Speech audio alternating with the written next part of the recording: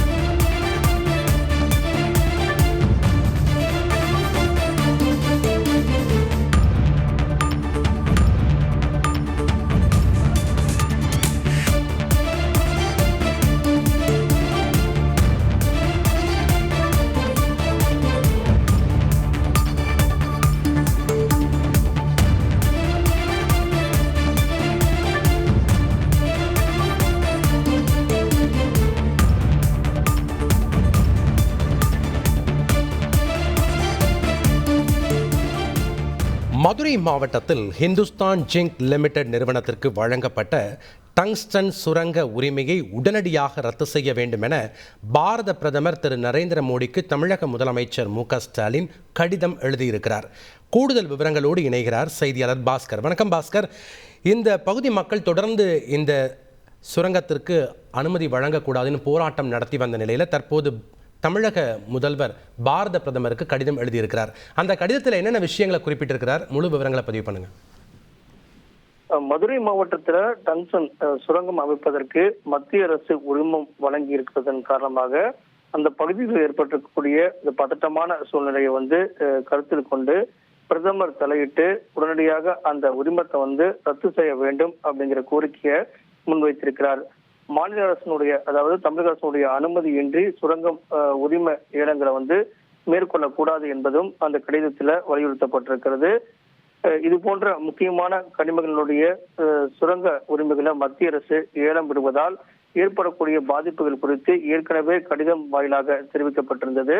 ஆனால் கடந்த 2ஆம் தேதி நாட்டினுடைய நலனுக்காக சுரங்கம் அமைப்பது என்பது முக்கியமான கனிமங்களை ஏலம் விடுவது தடுக்க முடியாது என்பது தமிழக அரசுடைய கோரிக்கையை நிராகரிக்கும் வண்ணம் மத்திய அரசுடைய நிலைப்பாடாக இருக்கிறது.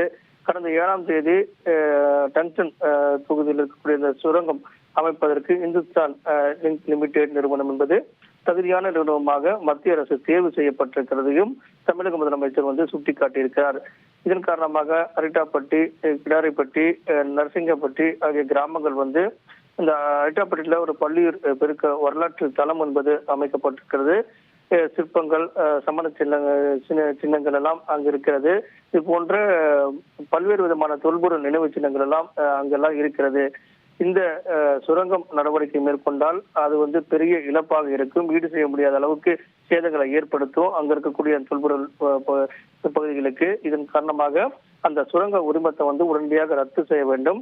மக்கள் தொகை அதிகமாக இருக்கக்கூடிய கிராமங்களிலும் வணிக ரீதியாக இது போன்ற சுரங்கங்கள் தோன்றுவது கண்டிப்பாக இருக்கக்கூடாது என்பதையும், அங்க இருக்கக்கூடிய மக்களை பாதிக்கும் என்பதையெல்லாம் கருத்தில் கொண்டு, வாழ்வாதாரம் பாதிக்கும் என்பதையெல்லாம் கருத்தில் கொண்டு உடனடியாக அது ரத்து செய்யப்பட வேண்டும் அப்படிங்கிறதா இந்த கோரிக்கையினுடைய அந்த உரிமத்தை ரத்து செய்யப்பட வேண்டும் என்ற கோரிக்கையை தான் முதலமைச்சர் இந்த கடிதத்தின் வாயிலாக மீண்டும் பிரதமருக்கு வலியுறுத்தியிருக்கிறார்.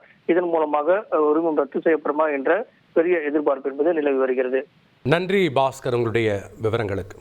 பாரதத்தில் பல பண்டிகைகள், ஒரே வாசம். பாரத்வாசி அகர்பத்தி.